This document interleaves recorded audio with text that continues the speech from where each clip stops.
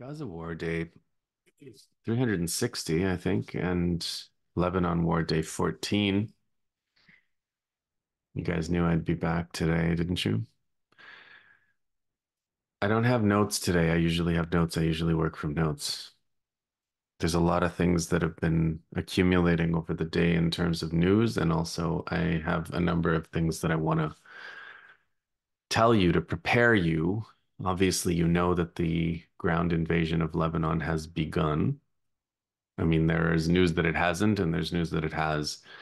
It seems pretty clear to me that if the news that it has is turns out to be fake news, like that's part of what I want to tell you about the media that's putting this news out there is not the resistance media. The resistance media has been saying the invasion has not happened yet. So I want to talk about that, the media and the trust issue with the media. But let's go through the news. The invasion, if it turns out that the invasion hasn't happened yet, it will. Okay, so it's either started already or it's going to start imminently. Israel has moved all the troops there. They've announced everything. The Americans are sending more troops. That's another thing I want to talk to you about. The role of America, the increasingly direct takeover of this war by America and this genocide by America, and what America and Israel are now. That's an important discussion. So if it hasn't started, it's going to start. So we might as well get ready for it. The status of Hizbollah and what happened. I want to talk about that. The disparity, the continuing disparity that we have here and how it's important not to forget it. So let's go through each of these things. Okay. I have had a rough time. You guys could probably tell. It's been a rough time for a lot of us. Uh yeah, you guys know why. You guys know, you could tell from the videos, you could tell from the conversations, but my my concern, my worry was the worst case scenario, as I tend to think. I'm not naturally optimistic. I think military analysis, you can do it different ways, but personally, when I think, when I'm working on analysis, whether it's even of a nonviolent kind of social movement nature or a strike, even, never mind a war, my mind is full of worries. All I do is worry. I try to worry. I try to catch what kinds of things could go wrong. I try to anticipate them. That's one of the bases for the way that I work. It's a useful person to have on a team. It's not necessarily the only kind of person you need on your team. Probably do need an optimist, a can-do optimist kind of person as well. So my concern after the assassination of Akil and Wehebe and all those Red One commanders, followed by the assassination of Nasrallah, was how did Israel do this? Did Israel really get so far ahead in terms of intelligence technology, signals, intelligence, whatever? Did they really get so far ahead that Hezbollah just couldn't catch up? And if that was the case, how could Hezbollah possibly recompose themselves if Israel really had this level of intelligence advantage? Can't, maybe they would kill the successors. And I saw that Sheikh Nabil and Karaki had also died, and I thought they had died on different days following the assassination of Nasrallah. So perversely, when I learned that they actually died with Nasrallah, I was relieved. I was also relieved. Some of you guys told me in my comment section to watch Rania Khalek interviewing Elijah Magnier, and I did watch that, and I read his article, which he posted on Twitter about it, and I thought it was convincing in a lot of ways, and it actually moved my mind away from some of the worst case scenarios of Israelis somehow getting ahead. So, for those of you who haven't watched Rania and Elijah, Elijah basically said that the people that were assassinated from Hizbollah, Akil, Wahebe, Shukr, um, not Nasrallah, but functionally Nasrallah, the people that were with Nasrallah Karaki, all of these leaders were people who were heavily involved in the Syria intervention. I've talked about the Syria intervention on this channel. We talked about it with Laith. We talked about it with Nora just in our memorial episode. And what Elijah said was that when Hezbollah took the decision to intervene in Syria and send these commanders, many of whom died on the battlefield, they knew that they were exposing themselves to new levels of security threat. They just couldn't worry about it at that time. They had their hands full trying to save Syria from ISIS. And so it was a risk they accepted that Israel slash America was going to gather huge amounts of intelligence on them while they were while they were commanding the battle, while they were organizing the battle to save Syria from the Islamic State and destruction at the hands of the US and its proxies. That those profiles that Israel wrote, those kinds of patterns that they discovered and detected, the identifications that they made, those all were used and accumulated. And Alistair Crook said something in an interview at Judge Napolitano's channel where he said, some of these guys are, and Laith said it too. Laith said it on Dimitri's channel. They said, these guys get old and Hezbollah operates much more openly. The last time they fought a hot war was 2006, and it's hard to get people to not use cell phones. And even if Nasrallah doesn't use a cell phone, which he doesn't, and even if resistance people aren't using them for the most part, people around them are using them. Laith was pointing out how everybody's carrying a surveillance device for you. So all of America's investment is in spying. All of America's technology is in spying. Everything they do is backdoors and spying. Snowden exposed that. And Snowden was one of the first people who talked about how horrible the pager attack was. So it's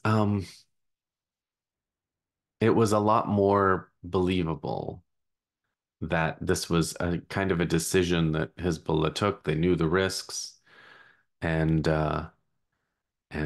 there's something of a kind of confidence over time that accumulates 18 years since the last war. And there were assassinations, right? Even before Shokra, there were killing commanders on the battlefield, but it was Elijah said, and I think it made sense, that the rules of engagement looked to be a certain set of rules where Israel strikes a little deeper, Hezbollah strikes a little deeper. Israel hits civilians, Hezbollah hits the military targets a little bit harder.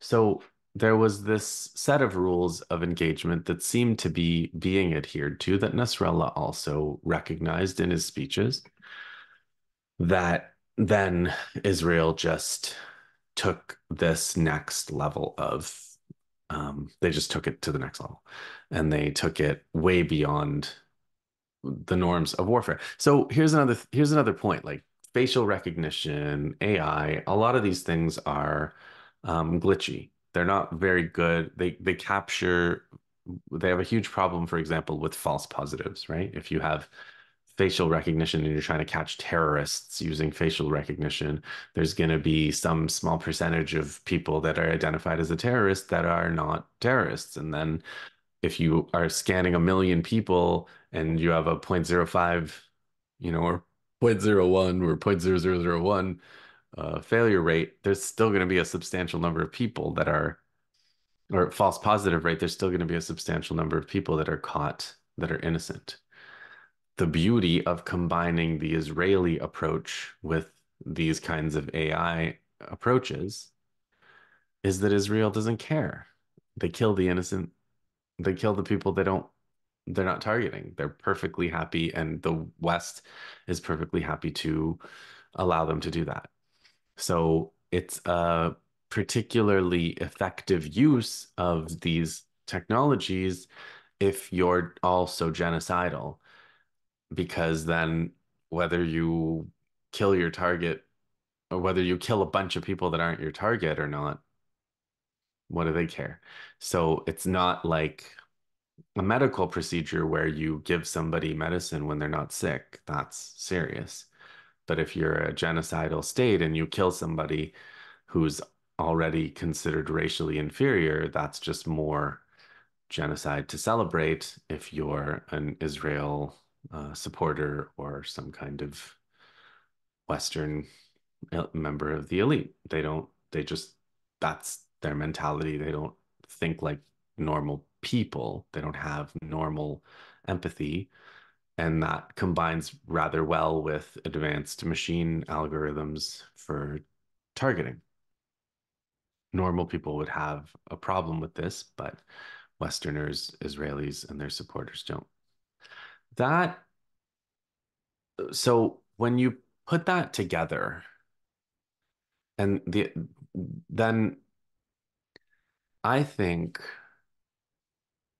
I think it, the question or the idea that Hezbollah blundered, that there was major blunders.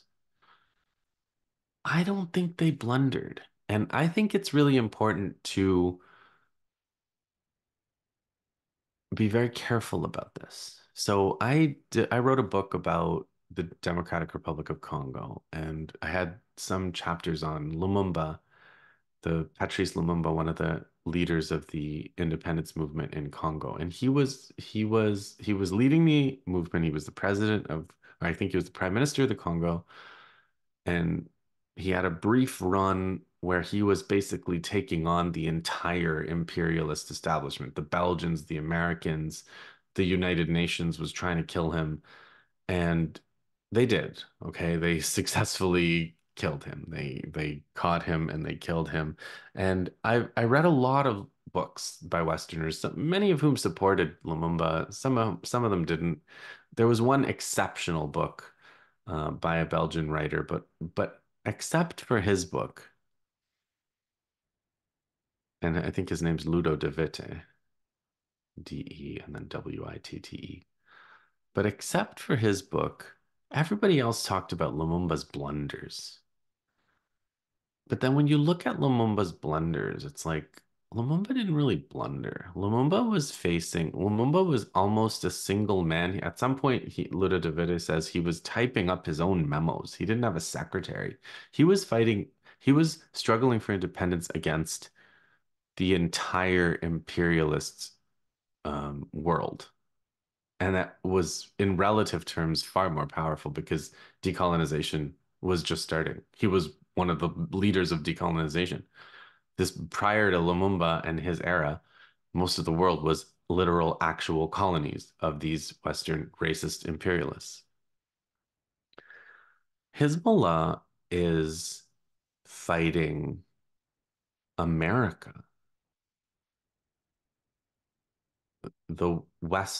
all the Western countries that follow America, England, Canada, New Zealand, Australia, France, Germany, all these countries. And Russia is not,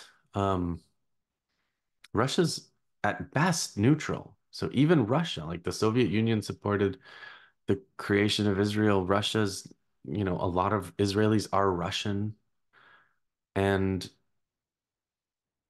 Russia's, not, I wouldn't call them pro-Israel exactly, but they're not,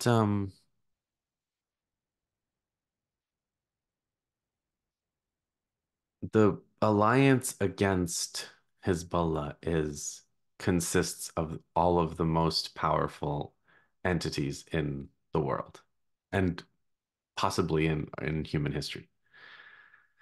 And Hezbollah is, someone has pointed out, I think it was Julian McFarlane on Substack, Hezbollah is not an army. It's not a state. It's a guerrilla army of part of a state. It's the south of Lebanon. Lebanon is a tiny country.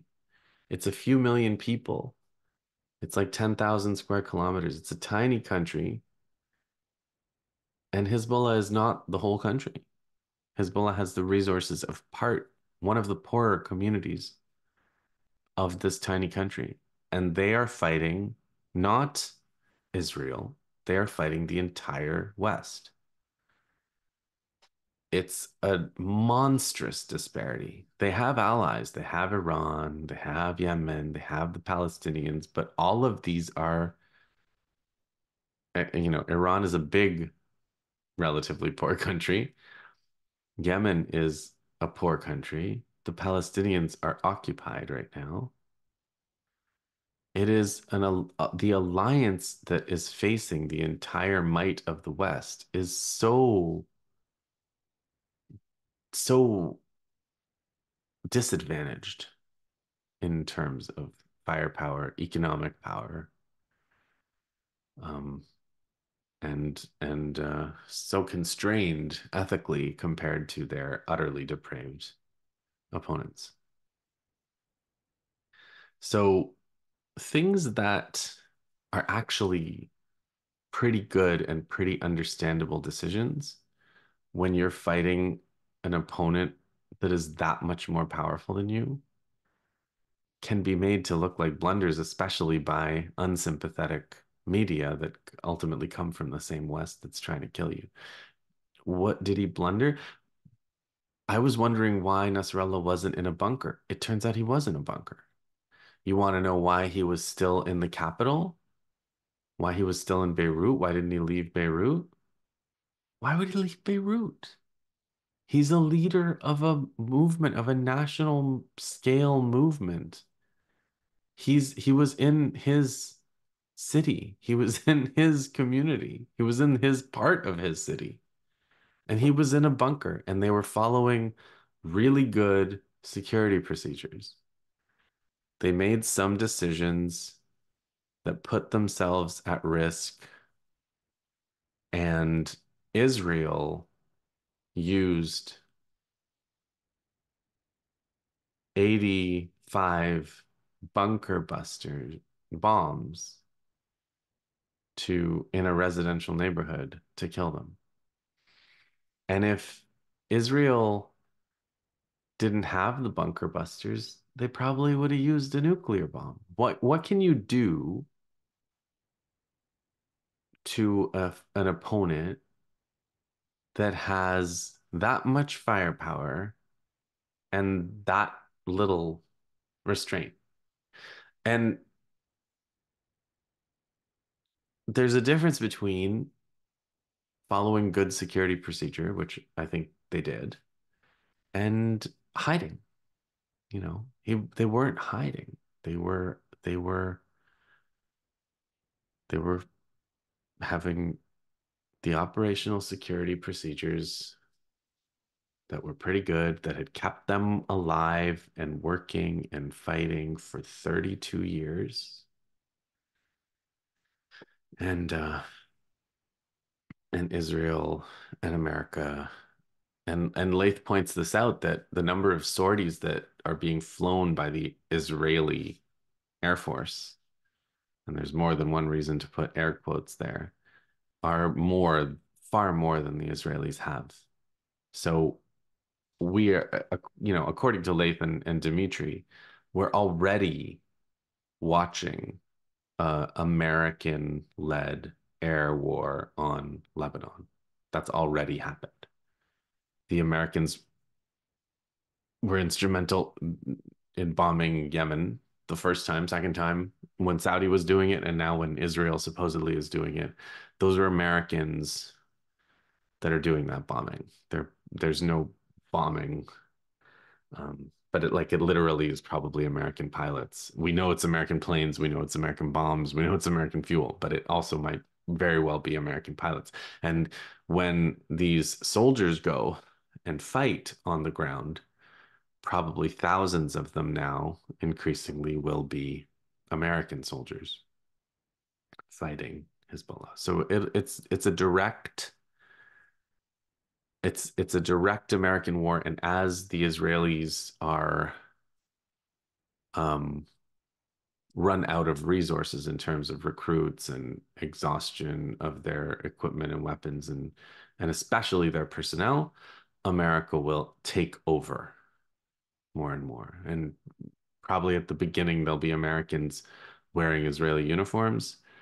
Eventually there'll be Americans just wearing American uniforms, rampaging across the Middle East the way they have since the occupation of Iraq, at least in 2003. So, did Hezbollah blunder? It doesn't look like there were big blunders to me.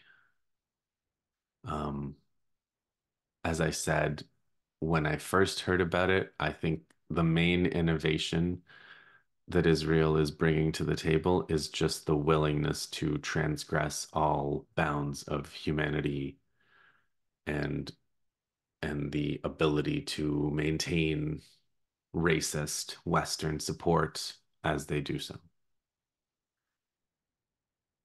And that doesn't appear to have a floor in terms of how low they can sink. But it does bring me to the next point that I wanted to make. So there's two concepts that are going around. Okay, wait, before I address those, there's the blunder issue, which I think, with the help of Elijah Magnier and Laith and Dimitri and um, I think I've convinced I'm convinced now that there wasn't any kind of big blunder that happened. The other issue is like, did Iran betray the resistance? And Mahmoud Ahd, I thought, did a good job of that tonight. He was just kind of going through and he was like, okay, so Iran betrayed the resistance and they're still sending weapons. And they're still dying. They had their own agent killed. I mean, covert operations can get pretty ugly and involve sacrificing your own men. And I think it's pretty open that there's some kind of more what do you want to call it? Like wanting to try to get along with the West faction versus a more, to use for want of a better word, hardline faction in Iranian politics. But and there's a constituency in Iran that wants to, that wants to sacrifice Palestine. Like, what business is it of ours? There's people like, there's people like that everywhere, and there's a lot of them in Iran. There's people like that in Lebanon. That's a stance that people take, right? This is not our war, it's not our problem.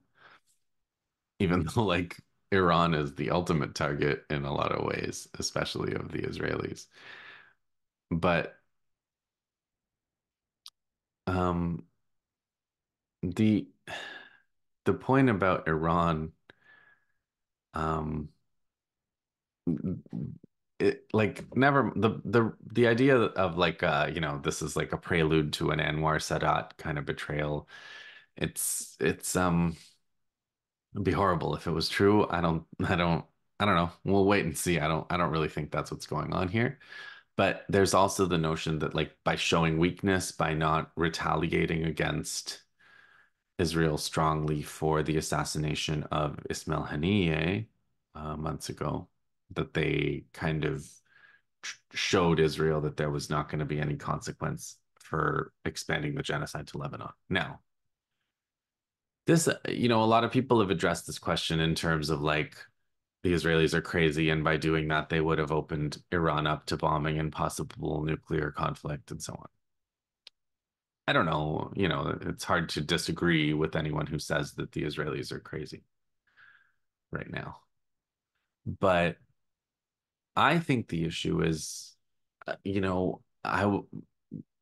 what if you miss, right? Like you could put together a package, a great strike package, and maybe the Americans do succeed in shooting it down. There was a whole thing about how much intelligence the Iranians gathered by their attack on April 14th, but presumably the Israelis and Americans also learned a lot that day in terms of what was the Iranians would send their way. So it's not like you shoot a volley of missiles and show them what's what. Like these are very tricky operations. And if you try and fail, you send a worse signal than if you had never tried in the first place. So I don't know. I think there are always military and technical constraints on these things.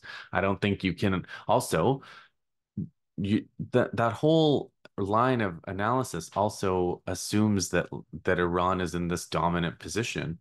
And of course, Iran is far bigger and more powerful industrially and in every other way than Israel, which is like whatever, 8 or 9 million people in a some kind of colonial outpost. But like when you think more in terms of that's not what Iran is facing. What Iran is facing is America, all of America's power, and all of America's power, and all of America's allies.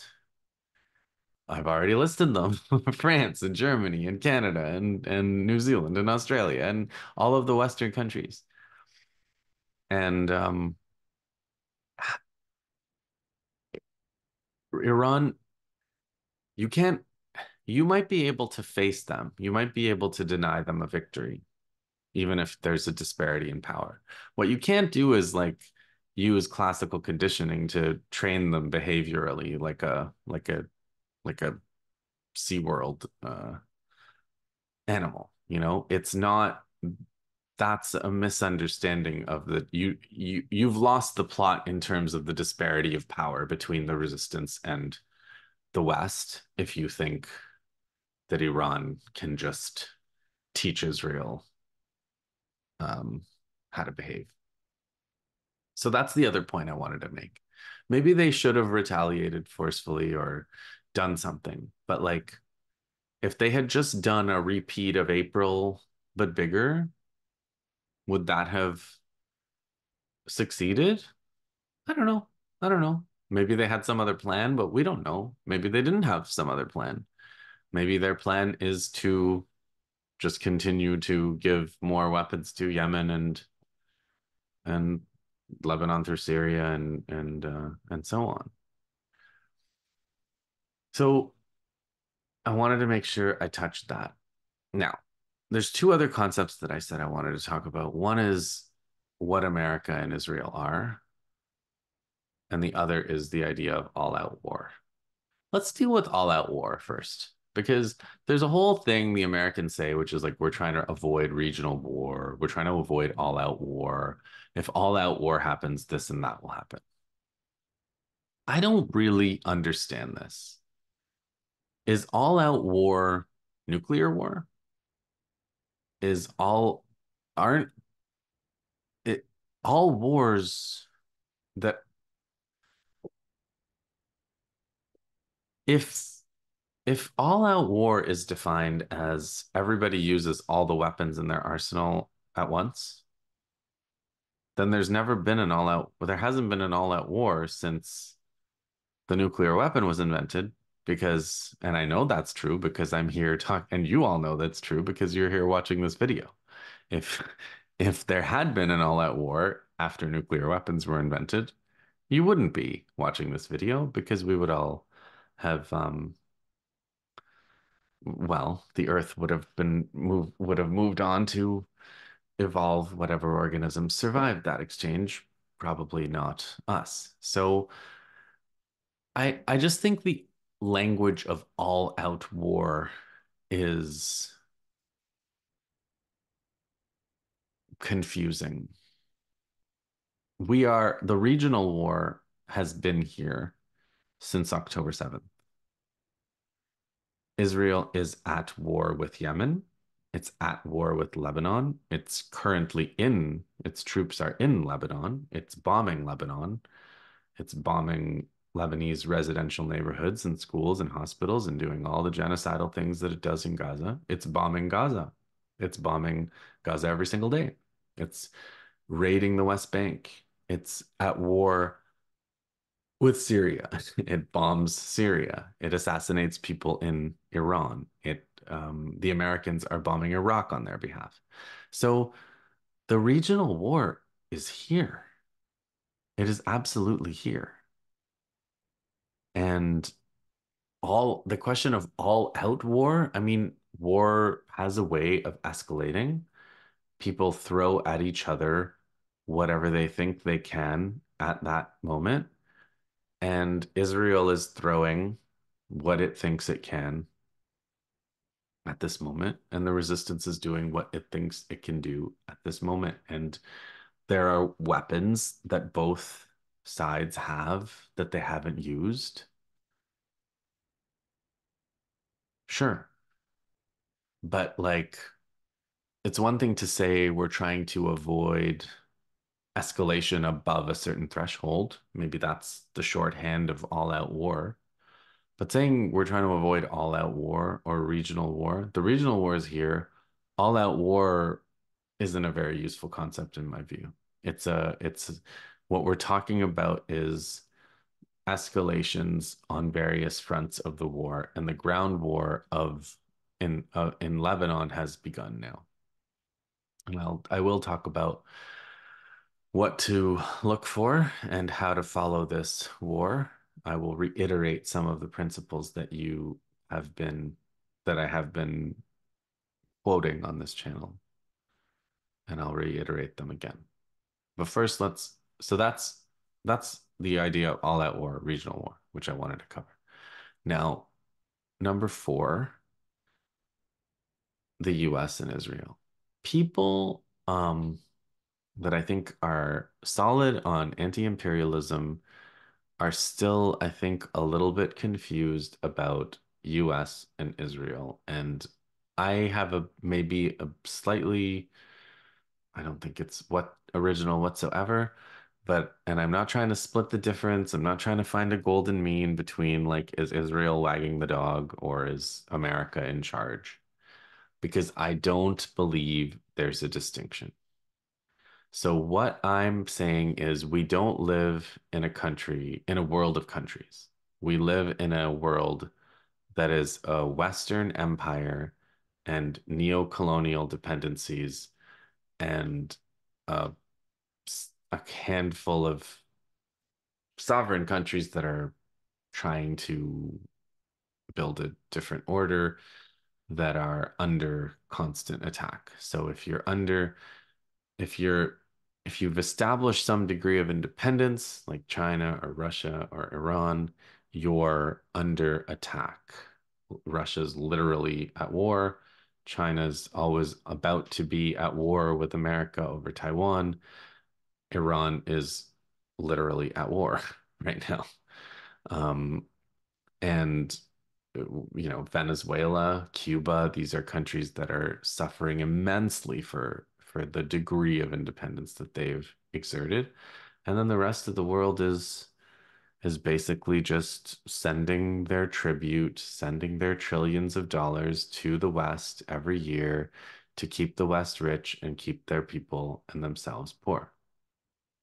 And you can follow Jason Hickel and you can follow Utsa and Prabhat Patnaik, and you can study all of the mechanisms of this tribute and this transfer of wealth that is underpins the world system today.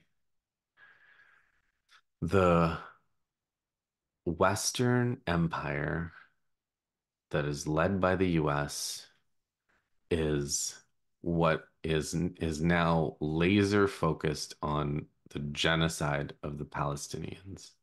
And it is not, there are different groups in this Western alliance and the people running this Western empire. There are people who prefer to focus on fighting Russia.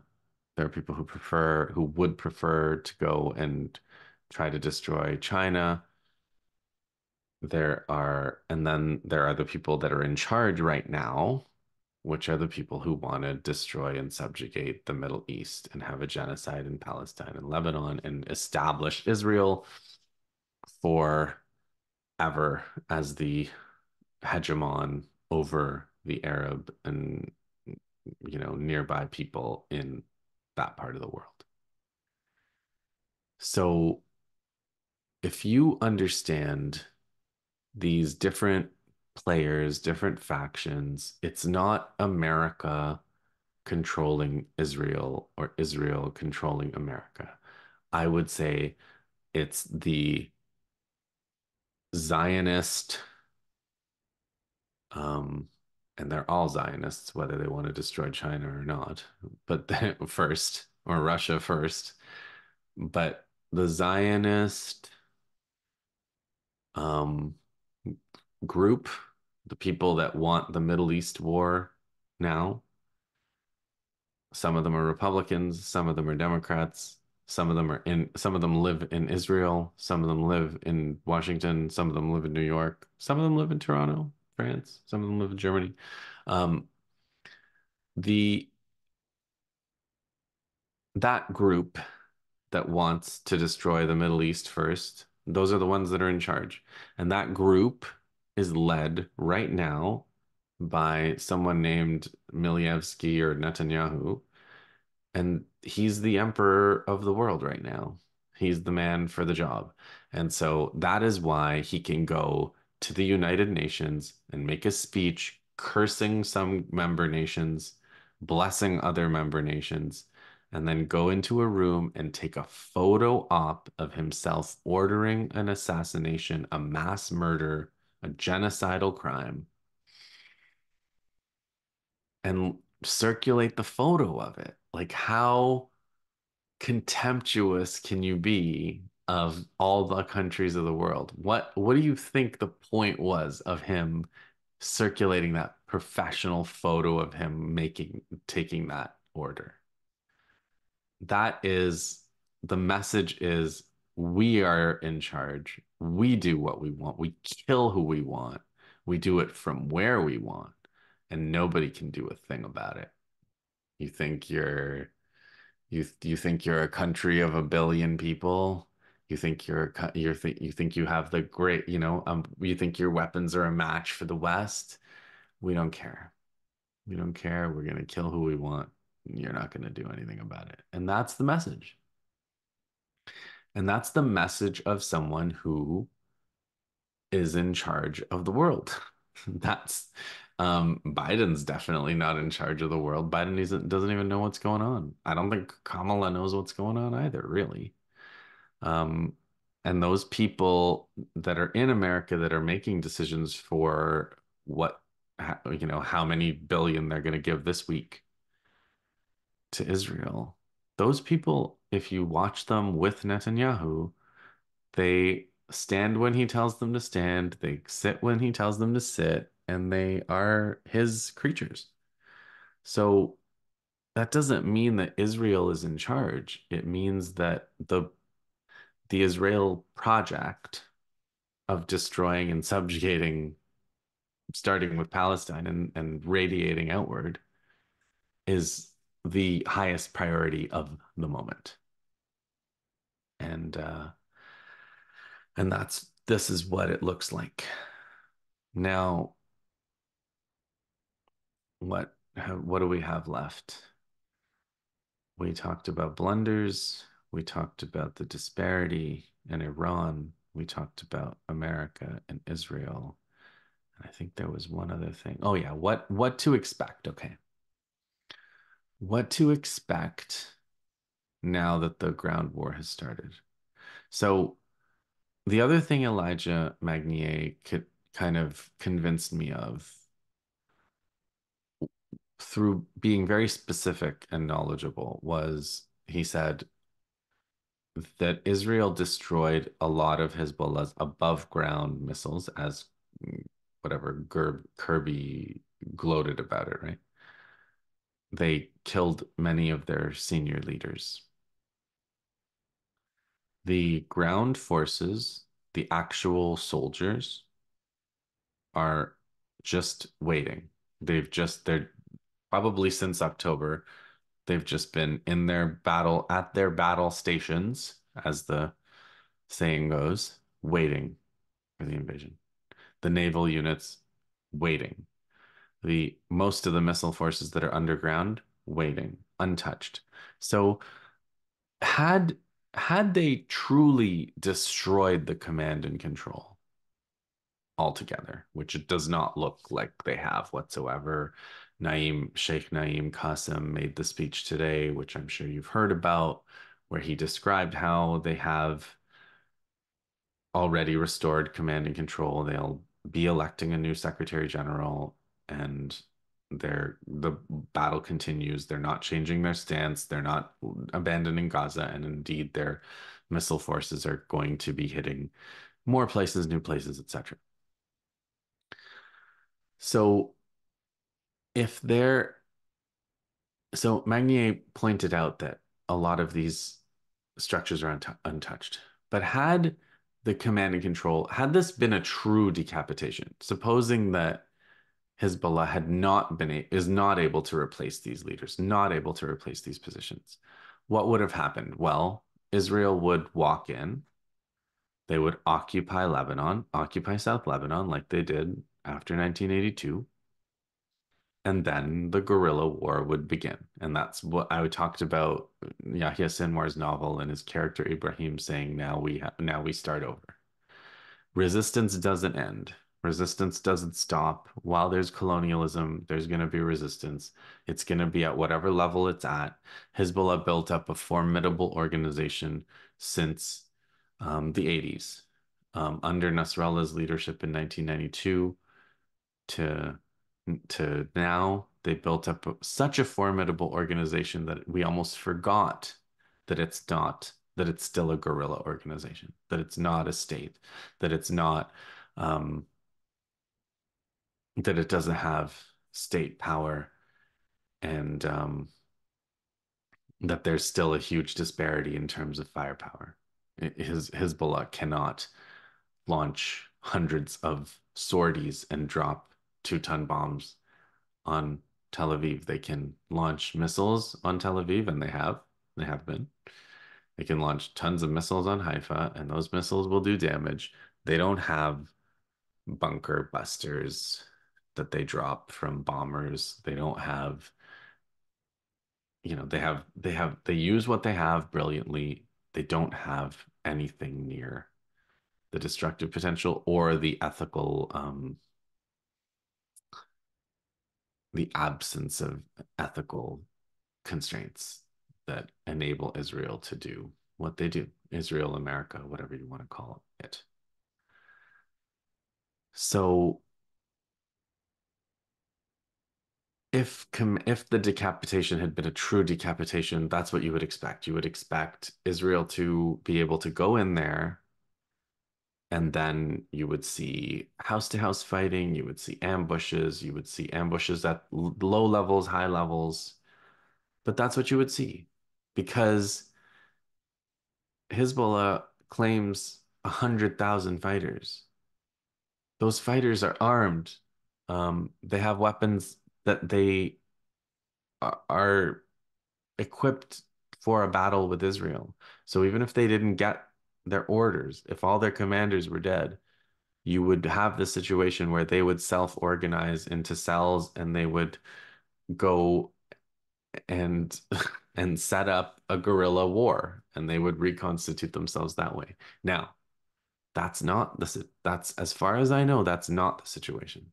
As far as I can tell, and we're watching now, and you can watch for this in the next few days. They do have centralized command and control still. So that means if Israel walks in or rolls in, there will be ambushes, but those will be very well coordinated, and they will be there could be big battles because Hezbollah will have that ability if they choose to, if the Israelis concentrate their forces, Hezbollah might meet them in battle and destroy a whole bunch of their forces at once. From what I've heard from Ali Mortada, the guy who says, "Hello, my enemies, may you have a bad day," he gave a little he shared some words um, today where he said that's what you can expect. He said you can expect the Israelis to be allowed to come in. And when they're going to be allowed to come in because the goal is not to repel the attack. The goal is to destroy the Israeli military. To, as I said a long time ago now, it feels like a long time, it's probably just 3 or 4 videos ago, to demilitarize the Israeli army and ultimately contribute to the demilitarization of the Western Alliance and the Americans, because it's going to be Americans and American equipment before long, unless it, if not already.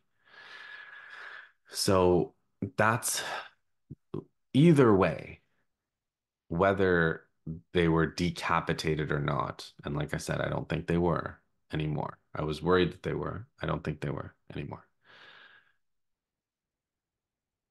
You will see um, a lot of fighting and a lot of ambushes in particular in southern Lebanon.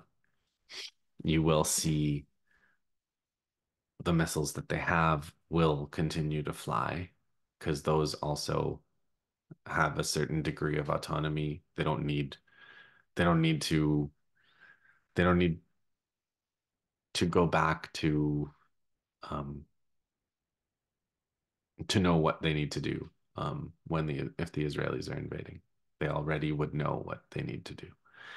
So now, what to watch for besides the fact that the Israelis are going to go in there and there's going to be battles inside Lebanon, the likelihood of Lebanon of Hezbollah repelling the attack altogether, I just don't think that's how it's going to go. That's not how they that's I just don't see. I mean, maybe they will, but I don't think that's what they're going to do. And from what I've seen, that's not what they're doing. They want to lure Israel into ambushes, to a series of ambushes, and so Israel will be led, will be invading, and they'll be getting into positions from which they'll be coming under attack. So, what to watch for, and what to be cautious against. So, there's a whole thing that's happened where Al Jazeera and other outlets that actually have a history of hating Hezbollah and wanting the Syrian government out and kind of being sectarian against Iran and so on. They were reporting they're going to report Israeli victories. They're going to report a lot of Israeli success, and um, and that's why resistance media, Al Mayadeen in particular, and people affiliated with the resistance media are cautioning against these channels in particular, the anti-resistance Arab channels, which are high prestige, Al Jazeera being the crown jewel of these, that will circulate information that will have the goal of demoralizing resistance people and pro-resistance people. So that's one caution. Another, I mean, overall, you can't do better than Basil al-Araj, a West Bank resistance fighter who was killed by Israel, who wrote kind of like, I think it was called 10 Principles of War. And he said, he was it was one of the invasions of Gaza, and he said, you're going to hear about occupations of Gaza areas and neighborhoods and cities. This is how this type of war works. You don't you don't follow what's happening by following a map. It's not about where Israeli troops invaders have reached. The resistance wants them to reach where they can reach them. If it's a standoff fight, if it's an aerial bombardment, then there's nothing the resistance can do but wait. Once the Israelis enter the area is when the fight can begin, the actual fight between armies or soldiers, guerrilla versus conventional, guerrilla versus occupier. And so don't be freaked out by news that the Israelis have reached this point or reached that point. The map doesn't show what's really happening. And that's a major point that Basil Araj made. There are other ones, but I think that's the most relevant one in terms of how following this war, how you should follow this war. The enemy, okay, let's go back over it, okay? There are 8 rules on the nature of war. The Palestinian resistance applies to Lebanon as well. Consists of guerrilla formations whose strategies follow the logic of guerrilla warfare or hybrid warfare. War is never based on the logic of conventional wars and the defense of fixed points and borders. On the contrary, you draw the enemy into an ambush. You do not stick to a fixed position to defend it. You perform maneuvers, movement, withdrawal, attack from the flanks and the rear. Never measure it against conventional wars. 2. The enemy will spread photos and videos of their invasion, occupation of residential buildings, vaporizing buildings, assassinating leaders. This is part of the psychological warfare in guerrilla wars. Um, the battle is judged by its overall results. 3, never spread the occupation's propaganda. Do not contribute to instilling a sense of defeat. We will soon start talking about a massive invasion in Beit Lahia al Nusayrat. Never spread panic. Do not spread any news broadcast by the occupation. The enemy may broadcast images of prisoners, most likely civilians. The goal is to suggest the rapid collapse of the resistance. Do not believe them. This was a trick they played to the hilt in Gaza. The enemy will carry out tactical qualitative operations to assassinate some symbols of resistance, and this is part of psychological warfare. Those who have died and those who will die will never affect the resistance's system and cohesion because the structure and formations of the resistance are not centralized but horizontal and widespread. Their goal is to influence the resistance's support base. Number 6, our direct human and material losses will be much greater than the enemy's, which is natural in guerrilla wars that rely on willpower, the human element, and the extent of patience and endurance. We are far more capable of bearing the cost, so there is no need to compare or be alarmed by the magnitude of the numbers. Number 7, today's wars are no longer just wars or clashes between armies, but are rather struggles between societies. Let us be like a solid structure and play a game of biting fingers with the enemy, our society against their society. Finally, every Palestinian in the broad sense is on the front lines of the battle, so be careful not to fail in your duty.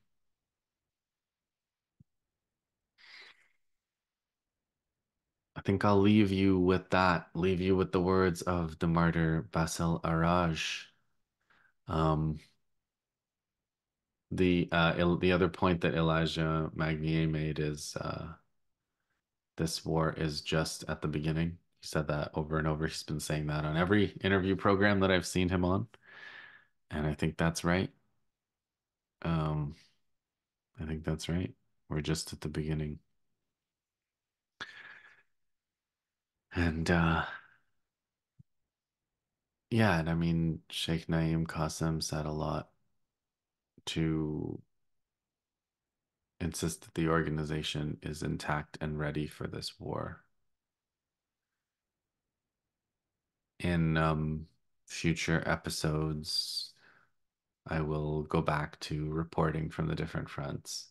There's a lot to say tonight as the war starts, and a lot of different things I wanted to dispel, a lot of things that it took me a little while over the past couple days to get clear in my own mind that I wanted to share with you.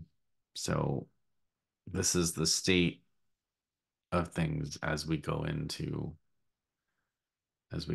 the Lebanon war. Um, and yeah, it's going to be long, and there's no end in sight. So hang in there, like and subscribe. See you in the next one.